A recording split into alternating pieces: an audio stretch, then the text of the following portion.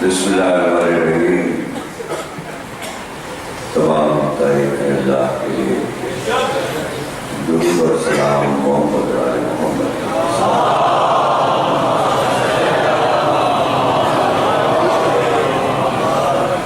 1435 ہجری کے شہر آج 9 محرم زنی تاریخ ہے اور سلسلے کی 10ویں تقریب آپ حضرات سماعت فرما رہے ہیں. مولا علی اور عشق الہی پر مسلسل ہم گفتگو کر رہے تھے. سلسلے کی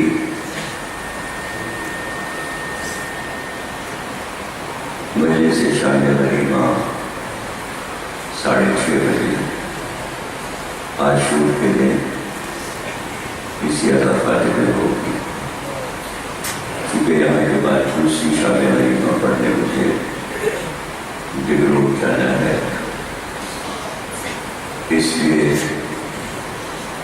شام غریبہ کی مجلس یہاں جلدی شروع ہو جائے گی. 11 محرم کو کسی گراؤنڈ میں امروہ گراؤنڈ میں باہر میدان میں یوم زینب سالانہ اجمل رضا حسین کی جانب سے منعقد ہوتا ہے.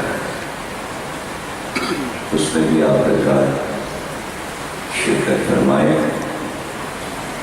حضرت زینب کی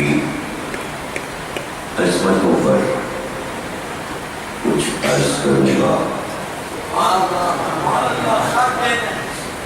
عام طور سے لوگ عاشور کے دن یہ سمجھتے ہیں کہ محرم ختم ہو گیا اور 11 محرم کو آرام کرتے ہیں. دراصل 11 محرم جو ہے وہ عاشور سے بڑھ کر ہے، اس لیے کہ 11 کو زینب کو قیدی بنایا. عاشور سے بڑھ کر اور اس سے غافل نہ ہو جائیں، اس لیے کہ یہ پیغام لوگوں تک پہنچا ہے. یہ شہزادی کا کارنامہ ہے، اس لیے ان کا احسان انہوں نے واقع کربلا کو پہنچایا. تو وہ سفر 11 محرم سے شروع ہوا، جسے حسینیت کا سفر کہتے ہیں.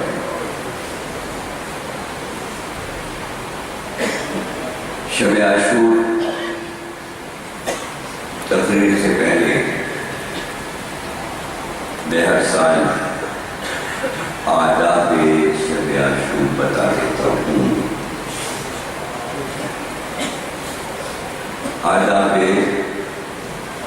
شب عاشور اور آداب عاشورہ ہمیشہ اس پہ نظر رہے. جو محنت آپ چاند رات سے لے کر عشرے تک کرتے ہیں، اس کا حاصل شب عاشور اور عاشور ہے. عاشور کی رات سونے کی رات نہیں ہے، جاگنے کی رات ہے. اور عاشور کے دن تو بالکل ہی سونا منع ہے. عاشور کے دن نیند منع ہے. شب عاشور اور عاشور ہنسنا اور مسکرانا بالکل حرام ہے. شب عاشور اور عاشور سوا ذکر حسین کے دنیا کا کوئی ذکر کرنا، امام صادق نے فرمایا کہ خبردار کوئی دنیا میں ذکر نہ کرنا۔ عاشور کے دن یہ جو آداب سنا رہا ہوں یہ چھٹے امام کے آداب میں بتائے ہوئے انہیں کی حدیث سے بیان کر رہا ہوں۔ عاشور کے دن کوئی بھی تجارت، کوئی بھی کاروبار حرام ہے۔ عاشور کے دن کوئی لین دین، امام نے فرمایا اگر کوئی بھی کام عاشور کے دن کرو گے تو اس میں برکت نہیں ہوگی بلکہ نحوست ہوگی۔ اس لیے عاشور کے دن کوئی دنیاوی کام نہیں کرنا۔ شب عاشور اور عاشور مسافر کرنا، ہاتھ ملانا منع ہے۔ عاشور کے دن سلام کرنا حرام ہے، ایک دوسرے کو سلام نہیں کرنا چاہیے، ہاتھ نہیں ملانا چاہیے، مصافحہ نہیں کرنا چاہیے، بلکہ فرمایا معصوم نے کہ اگر ایک دوسرے سے ملاقات کر رہے ہو تو اس میں ہاتھ نہیں ملانا، مصافحہ نہیں کرنا۔ کیا کرنا ہے پھر؟ ایک دوسرے کو دیکھ کر رو دو۔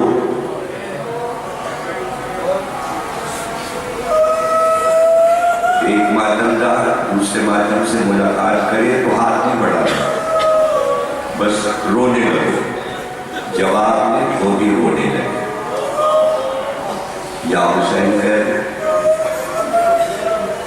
ملاقات ہوگی تمہاری، یا حسین سلام نہیں، مصافحہ نہیں۔ شب عاشور اور عاشور اپنی ذات کے لیے دعا کرنا منع ہے۔ امام باڑوں میں جا کے منتیں ماننا منع ہے۔ 8 تاریخ تک آپ کوئی بھی دعا کرے، کوئی بھی منت کرے، شب عاشور اور عاشور دعا نہیں کرتے۔ پوچھا گیا معصوم سے کہ دعا کیوں نہ مانگے؟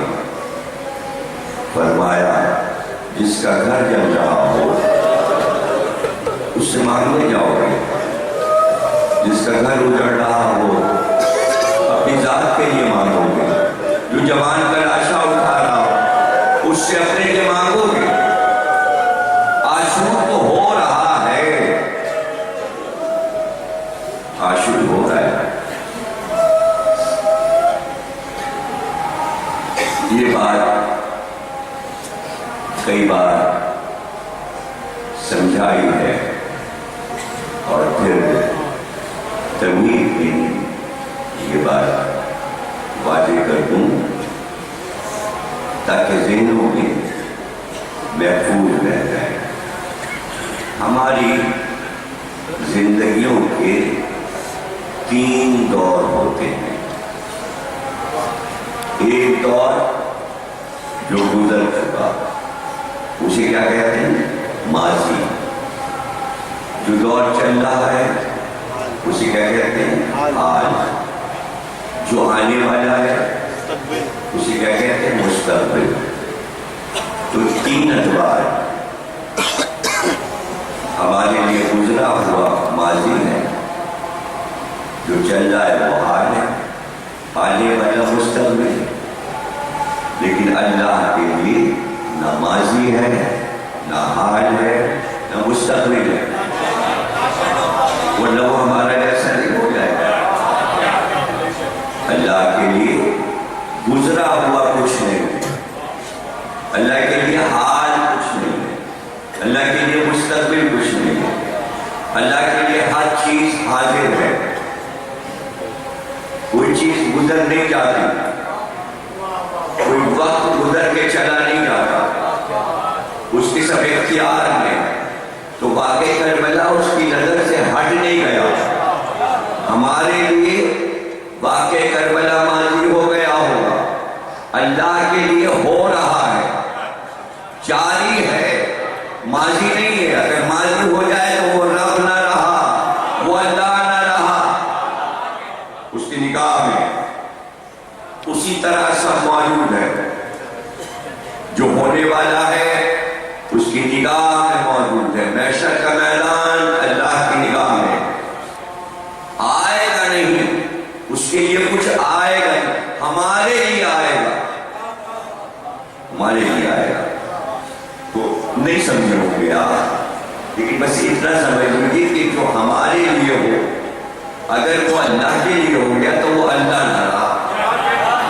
اگر آپ کی سمجھ میں ماضی حال مستقبل کچھ بھی نہ آیا ہو سمجھ میں، تو چھوڑ دیجیے اسے۔ بس یہ سمجھ لیجیے کہ جو سانس ہم لے رہے ہیں، اگر یہ اللہ نے لے لی تو وہ اللہ نہ رہا۔ ہم نے ہاتھ اٹھایا، اگر اللہ ایسے کر رہا ہے تو وہ اللہ نہ رہا۔ ہم دیکھ رہے ہیں آپ کو، آپ ہمیں دیکھ رہے ہیں، اگر اس طرح وہ ہمیں دیکھ رہا ہے اور ہم اسے دیکھ رہے ہیں تو وہ اللہ نہ رہا۔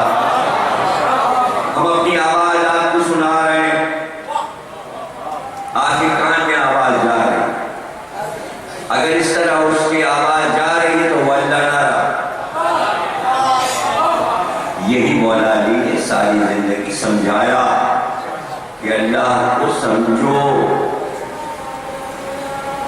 کسی سے عشق ہوتا ہے تو جب تک اسے سمجھو کہ نہیں عشق کیسا۔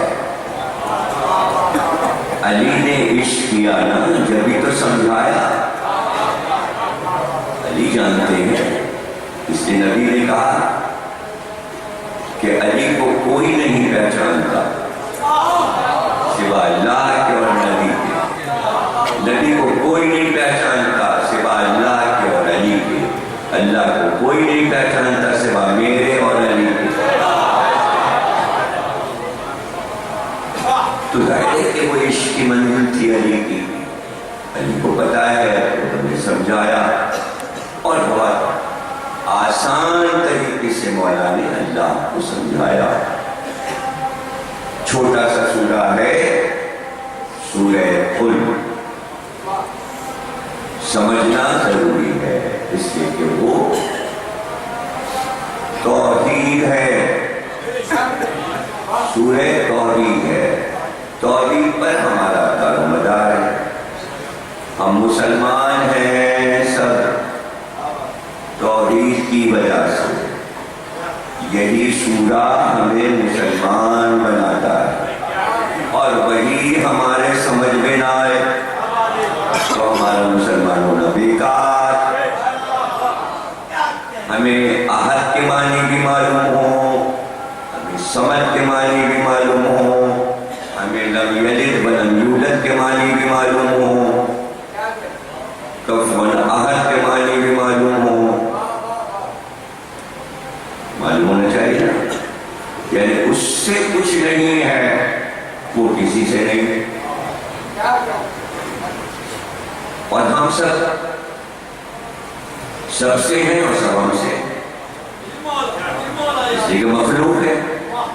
آپ ہم سے کیسے ہیں اور ہم آپ سے کیسے ہیں؟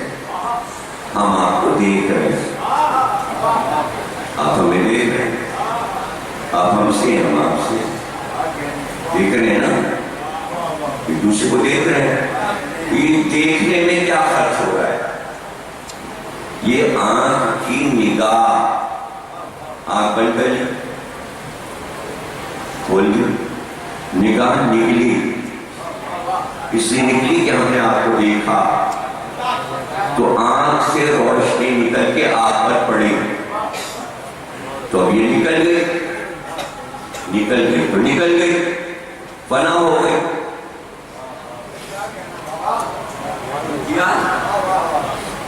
ایک نگاہ، دوسری نگاہ، تیسری نگاہ، یہ گنتی کیوں ہو رہی ہے؟ پھر آنکھ بند کری، پھر آنکھ کھولی، چوتھی نگاہ، یعنی اب پہلی بھی گئی، دوسری بھی گئی، تیسری بھی گئی، یعنی فنا ہو گئی، اب وہ واپس نہیں آئے گا۔ ہم نے آپ کو پکارا، آواز آپ کے کان کے اندر گئی، ہماری آواز دہن سے نکلی، جب دہن سے نکلی لفظ باہر نکلا، ہوا باہر نکلی، گئی، لفظ بھی گیا، ہوا بھی گئی، آپ کے کان کے اندر آواز گھسی، ہم نے کہا آواز بھی آپ کے کان کے اندر گئی۔ اللہ کہتا ہے میں سمجھ ہوں، نہ میرے اندر کوئی چیز گھس سکتی ہے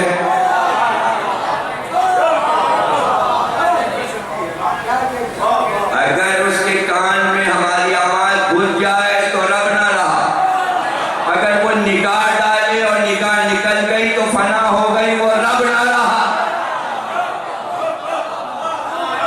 تو اس لیے کیا کہا اس نے؟ میں کان نہیں رکھتا، میں آنکھ نہیں رکھتا، میں ہاتھ نہیں رکھتا، میں پیر نہیں رکھتا، علی نہ ہوتے تو ہاتھ، پیر، آنکھ، ناک، کان اللہ کے سب بن سکتے۔ یہ علی تھے، علی تھے جو توحید کو بچا رہے تھے، اس لیے کہ علی جانتے تھے کہ عقلیں کتنی کم ہیں انسانوں کی، جن کی عمر گزری ہے بتوں کو دیکھتے ہوئے،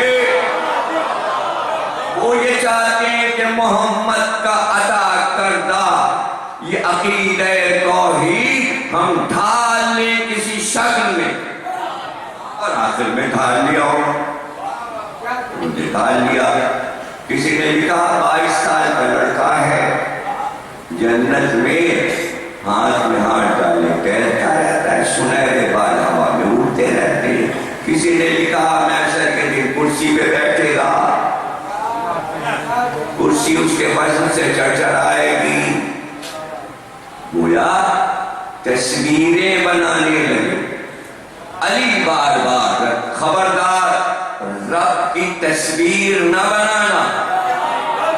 یہ علی تھے جو توحید کو سمجھا رہے تھے، عشق کی وہ منزل کہ جہاں سمجھا کے رہے، لیکن کس کو سمجھا کے رہے؟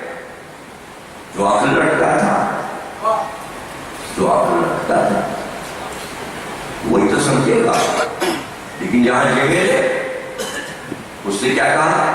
اس نے کہا کوئی رب نہیں ہے، کوئی خدا نہیں ہے، یہ بنی ہاشم نے ہم لوگوں کو بے وقوف بنایا ہے، یہ محمد کو اصل میں ملک چاہیے تھا۔ تو یزید نے اعلان کیا بیٹھ کے شان کے ساتھ، کوئی فرشتہ نہیں آیا، کوئی وحی نہیں آئی، کوئی قرآن نہیں آیا، یہ بنی ہاشم نے ملک و مال کے ساتھ کھیل کے، یعنی یہ 60 سال کی توحید کے سفر کا اختتام تھا، اسلام کی حاکمیت کا۔ تو کہاں سے بگڑا تھا معاملہ جو یہاں تک آ گیا؟ کیا انکار کر رہا ہے؟ رب سے انکار کر رہا ہے۔ اس سے پہلے بھی انکار ہوا تھا، نمرود نے بھی انکار کیا تھا، فرعون نے بھی انکار کیا تھا، نمرود نے بھی ابراہیم سے کہا تھا، فرعون نے موسیٰ سے کہا تھا۔ تو دلیل قائم کی تھی ابراہیم نے کہ ہمارا رب ایسا ہے، ہمارا رب ایسا ہے، وہ کہہ رہا رب میں ہوں، خدا میں ہوں، اللہ میں ہوں۔ آخر میں دلیل قائم کی حضرت ابراہیم نے فرمایا کہ ہمارا خدا، ہمارا رب، ہمارا اللہ مشرق سے سورج نکالتا ہے، اگر تو ہے رب تو مغرب سے نکال کے دکھا۔ قرآن نے اس کو محفوظ کر دیا جو ابراہیم کی اور نمرود کی بات ہوئی۔ تو جب یہ کہا تو قرآن کہتا ہے نمرود بغلیں جھانکنے لگا. جب جواب نہیں ہوتا تو بغلیں جھانکنے لگتا ہے. تو کیا کہا اس نے؟ پھر دعا کی. تو جب جواب نہیں ہوتا تو پھر کیا ہوتا ہے؟ اسے مار ڈالو، اسے فنا کرو. بس 1400 سال سے یہی مسئلہ ہے کہ حق کی پہچان یہ ہے کہ حق جو کچھ کہہ رہا ہو اور سامنے والا اسے رد کر رہا ہو، اور جب دلیل پہ دلیل آ رہی ہو تو حق کے لیے وہ کہے گا اسے مار دو، اس لیے کہ جواب نہیں ہے. جواب نہیں ہے. تو جہاں یہ ہو کہ مار ڈالو، جواب نہیں. قرآن نے اسی بات کو سمجھایا، اور انبیاء نے جو ظالم جبر و استبداد والے تھے، جن کے مقابل اللہ نے اپنے انبیاء کو بھیجا کہ جاؤ ان پر تبلیغ کرو، ان کو سمجھاؤ. موسیٰ کو بھیجا کہ فرعون کو سمجھاؤ، بہت سرکش ہو رہا ہے. لیکن جب جانے لگے موسیٰ، اور اللہ نے کہا ذرا نرمی سے بات کرنا، نرمی سے بات کرنا، ڈانٹ پھٹکار زیادہ نہ کرنا. تو اللہ یہ بھی چاہتا ہے کہ ڈانٹ پھٹکار نہ ہو، نرمی سے بات ہو، پیار سے بات ہو. اسی لیے میر انیس نے ایک زبان ایجاد کی، بات کرنے کا سلیقہ دبیر نے بتایا کہ اتنی شیرینی ہو زبان میں کہ سب کچھ سمجھا دو مگر پیار سے سمجھا دو.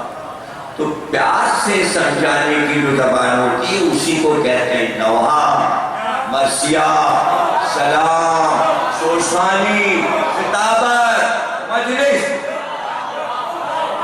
پیار سے سمجھا، پیار سے سمجھا. نہ غصہ ہو نہ گرمی ہو. کون ہے جو انیس کو پیار سے نہیں پڑھتا؟ کون ہے جو پیار سے نہیں پڑھتا؟ کیسے آرام سے انیس نے اپنی باتیں کہیں کہ پیار آ جائے.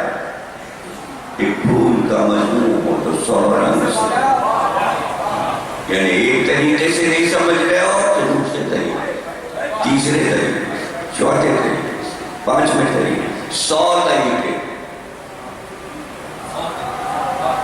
ایک ہی پھول ہے، 100 طریقے سے ایک پھول کا مضمون کہاں سے لیا؟ صاحب نہج البلاغہ. ایک توحید اور کتنے رخ سے سمجھایا. سمجھو اللہ کیا ہے، سمجھو اللہ کیا ہے. رہ گیا یہ کہ میں اپنی ذات کو جو سامنے لا رہا ہوں، اگر نہیں لاؤں گا تو بالکل نہیں سمجھو گے. کسی نے پوچھا علی سے کہ آپ یہ سب کچھ جو بیان کر رہے ہیں کیا آپ نے دیکھا؟ پوچھا کسی نے؟ پوچھ کے پوچھا نہیں، علی نے خود ہی کہہ دیا ہاں دیکھا، مگر دیکھے نہیں بتا رہا ہوں. اگر کسی اور نے دیکھا ہوتا تو توحید کو وہ سمجھا دیتا. علی نے فرمایا بھائی دنیا اس وقت بھی میرے سامنے تھی جیسے دھوبی اپنے کپڑوں کو تہہ کر کے رکھ دیتا ہے. میرے سامنے یہ دنیا تہتی ہوئی رکھی، پھر میں نے اس کی تہ کھولی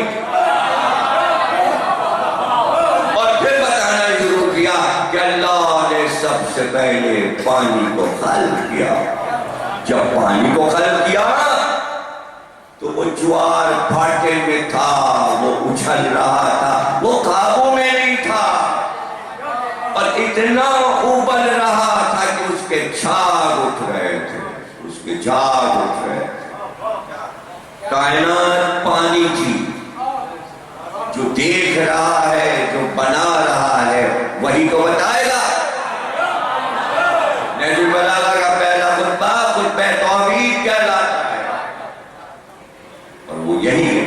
یہاں خلقت کائنات بتا رہے ہیں کیسے بنی، کس طرح بنی، اور پھر جب پانی بہت سرکش ہوا تو اللہ نے زمین کو خلق کیا.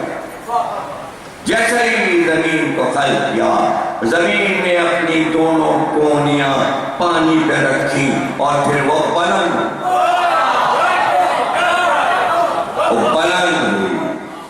تو پانی کی سرکشی میں کمی آئی. پھر اللہ نے اس پانی اور جھاگ کو بیچ سے پھاڑ دیا، جھاگ سے آسمان بنائے، پانی سے سمندر بنائے، بیچ میں زمین کا.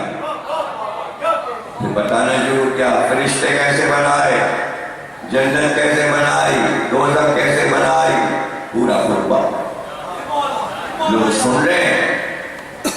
گویا توحید جس طرح علی نے سمجھایا، دو تین چیزیں ایسی ہیں جو علی کے علاوہ کسی کو نہیں مانی. دو تین چیزیں کہہ رہا ہوں جو موٹی موٹی ہیں وہ نازاروں، کم سے کم تین چیزیں تو میں ایسی آپ کو بتا دوں جو علی کے علاوہ کوئی زبانی نہیں کھول سکا. پہلی چیز دنیا کا آغاز کیا ہے کسی کو نہیں معلوم، سوا علی کے کوئی نہیں جانتا کہ دنیا بننے سے پہلے کیا تھا، صرف علی نے بتایا. اور دنیا ختم ہونے کے بعد کیا ہوگا سوا علی کا کس.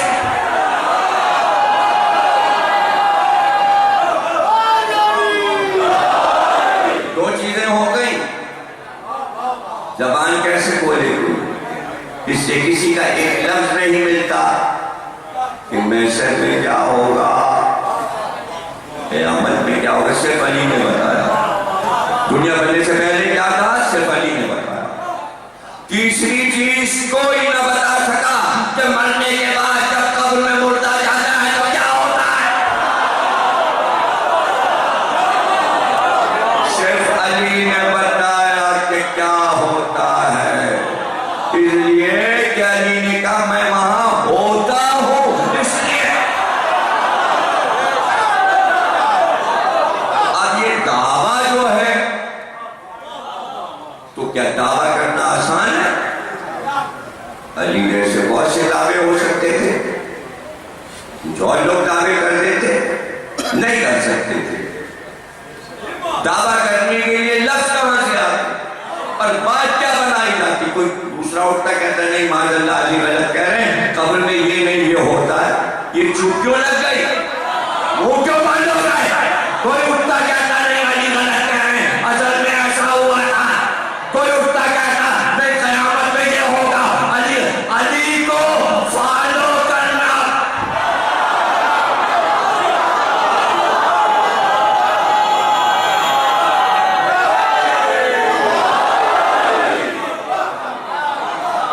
خاموش.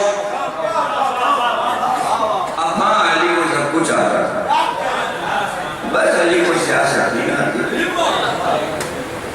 کہیں تو ڈنڈی مارے، کہیں تو ہسٹری کچھ اپنا کارنامہ دکھایا. اچھا تو اگر علی کو سیاست نہیں آتی تھی تو میں سوال کر رہا ہوں ممبر سے کس کو آتی تھی، اس کا نام بتائیے. میں بھی تو دیکھوں آتی کس کو تھی. اب جس کے ذہن میں جو نام آئے ٹھیک ہے. اور سیاست کسی کہتے ہیں، کسی کہتے ہیں. تاریخ کیا کہتے ہیں، حکومت کو کہتے ہیں. سیاست حکومت کو کہتے ہیں.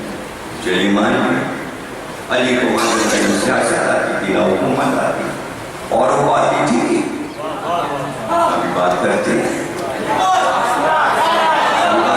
کتنی آتی تھی، ابھی تعریف کریں گے.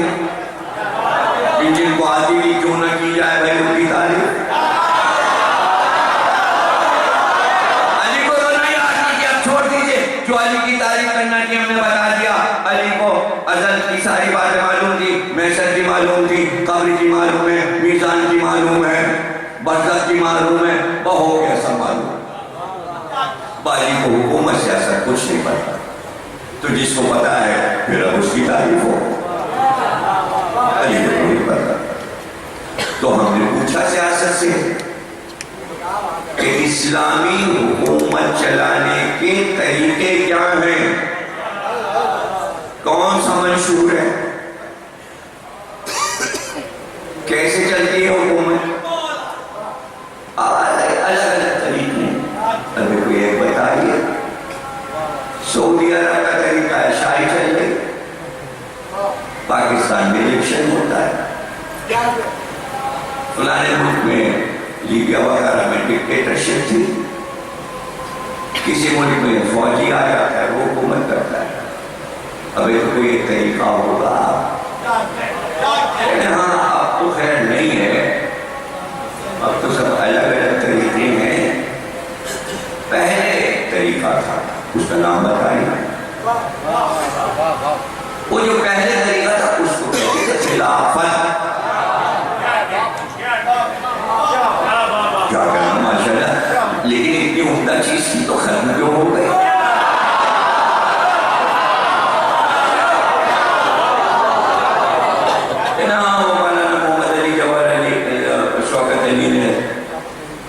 کے خلافت چلائی تھی کہ دوبارہ ہو نہیں پایا، اس کے بعد پاکستان بن گیا اور یہ ہو گیا اور انگریز چلے گئے، ہندوستان آزاد ہو گئے، وہ سب بھول بھال گئے، مگر تحریک بہت زوردار تھا۔ اب اس کے بعد پورے 60 سال ہو گئے، پھر کر لیتے۔ اچھا پاکستان سے تو شروع ہو تو پاکستان سے تو شروع ہو، پہلے سعودی عرب سے شروع ہو، یہاں اللہ کا گھر ہے، یہاں رسول کا روضہ ہے، وہاں سے شروع ہو، پھر سارے ملک سعودی عرب کی بنائی ہوئی اس کو قبول کرنے ہونے، بس وہاں باعث ہے، اور سرکار وہاں رہتے ہیں، اعلیٰ حضرت وہاں رہتے ہیں اور ان کی حکومت ہے۔ تو اب ہو جائے نہیں اب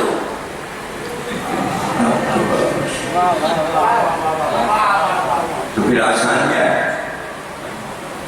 جب وہ چیز نہیں ہو سکتی تو جو ہو چکی مستقبل میں اب اس کا ذکر کیا ہے، اس کا ہمیں فائدہ، آپ سناتے رہیے اور کہتے رہیے یہ والا نظام لائیں گے، یہ والا نظام، یہ تو آپ کے خیالات میں لائیں گے، پھر مسلمان مانیں گے، سب کا اپنا اپنا نظام ہے، کیسے مان لیں گے؟ تو باتیں کر کے صرف بحث کرنا، وقت ضائع کرنا، عملی نمونہ کیا ہے؟ تو اچھا یہ بتا دیجیے کہ اگر یہ سیاست ہے تو پھر طریقہ کار کیا تھا؟ ان کا پہلا طریقہ تو دیکھیے جو تاریخ میں آیا وہ یہ تھا کہ دو گروپ تھے، انصار اور مہاجر۔ انصار نے کہا، انصار کے لیڈر تھے صالح بن عبادہ، انہوں نے انصار نے کہا کہ بھئی ایک ہم میں سے بناؤ ایک مہاجر سے، ہم ایک میں متفق نہیں۔ بحث بڑھی، آخر میں فیصلہ ہوا کہ کچھ انصار مہاجر کے ہم آواز ہو گئے، تو ووٹ زیادہ ہو گئے، مہاجر کے ووٹ بھی مل گئے، انصار کے مل گئے، انہوں نے کہا اجماع ہو گیا۔ پہلا اصول ہے اجماع، یعنی زیادہ لوگ جمع ہو جائیں کسی پر تو وہ ہے حاکم۔ اب جو بچ گئے تھے وہ واک آؤٹ کر گئے، اسے کہتے ہیں اپوزیشن۔ صالح بن عبادہ بگڑ کے چلے گئے، ان کا یہ اپوزیشن ہے۔ تو جو واک آؤٹ کر جائے اسے کہتے ہیں اپوزیشن، جو کامیاب ہو جائے حاکم بن جائے اسے کہتے ہیں حاکم۔ کیوں کہتے ہیں؟ سارے ووٹیں صحیح ہیں۔ پہلا طریقہ ساری زندگی تو جینا نہیں ہے نا، مرنا تو ہے، اس کے بعد کیا ہوگا؟ ان کا اس کے بعد یہ ہے کہ انہوں نے وصیت کر دی کہ میرے بعد خدا بنے گا. تو پہلا طریقہ اجماع ہے، دوسرا وصیت ہے. اب اصول بن رہے ہیں، سیاست کے اصول بن رہے ہیں. ٹھیک ہے صاحب، وصیت سے ہو گیا معاملہ، 10 سال گزر گئے. اب کیا ہو؟ ان کا شورا کمیٹی بنا دی. تیسرا اصول کیا ہے؟ شورا ایک کمیٹی بنا دی جائے اور وہ فیصلہ کرے کون ہوگا. چلیے ٹھیک ہے، یہ بھی ہو گیا. پہلا اجماع، دوسرا وصیت، تیسرا شورا. اب چوتھے میں کیا ہوگا؟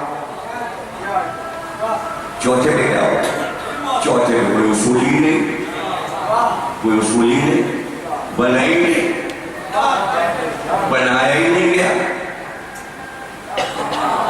نہ کمیٹی بنی، نہ وصیت ہوئی، نہ اجماع ہوا، وہ ہو گیا. ان کا کہ اس کو کہتے ہیں ہنگامی حالات میں حالات بگڑ رہے ہو تو کسی کو بھی بنا لیا جائے، یہ ہنگامی حالات ہے. چوتھا اصول ہنگامی حالات، پہلا اجماع، دوسرا وصیت، تیسرا شورا، چوتھا ہنگامہ. اب ہنگامے کے بعد جب ہنگامہ بھی ختم ہو جائے تو پھر کیا اصول ہے؟ ان کا اس کے بعد یہ اصول ہے جو اختیار و اقتدار میں آ جائے اور ملک پہ قبضہ کر لے پھر وہ. اس اصول کا کیا نام ہے صاحب؟ اس کا نام ہے قہر و غلبہ. جو غلبہ حاصل کر لے، جو غلبہ حاصل کر لے ملک اس کا، جیسے جنرل مشرف نے غلبہ حاصل کر لیا، جیسے جواہر نے غلبہ حاصل کر لیا، جیسے ایوب خان نے غلبہ حاصل کر لیا تھا. اور اس میں قہر بھی تھا. قہر کیا ہے؟ ماشاءاللہ دھنی لوگ. اس کے بعد کیا ہے؟ پھر اس کے بعد کیا ہے؟ اب اس کے بعد کیا ہے؟ اس کے بعد اور اس کے بعد ہے، ارے کچھ تو بتائیے اس کے بعد کیا ہے؟ اس کے بعد یہ ہے کہ جو بیٹھا ہے کیسا ہی ہو، فاسق ہو، فاسق ہو، شرابی ہو، وہی حاکم ہے. یہ 61 دلی میں آ کے یہاں پر آخری فیصلہ ہو گیا. وہاں سے چلی سیاست یہاں پہ آ کے رکی. اب 60 سال کی یہ سیاست جو تھی وہ کتابوں میں لکھ گئی تھی. پہلے اجماع، پھر وصیت، پھر شورا، پھر ہنگامہ، پھر قہر و غلبہ، پھر جس کے قبضے میں آ جائے اسی کی ہے اسلامی سلطنت. 60 سال گزر گئے اس مسئلے کو. پھر حسین اٹھے، کہا آؤ کربلا آؤ تو میں تمہیں بتاؤں اجماع کیا ہے، وصیت کیا ہے، شورا کیا ہے، قہر و غلبہ کیا ہے، اور فاسق و فاجر کیا ہے.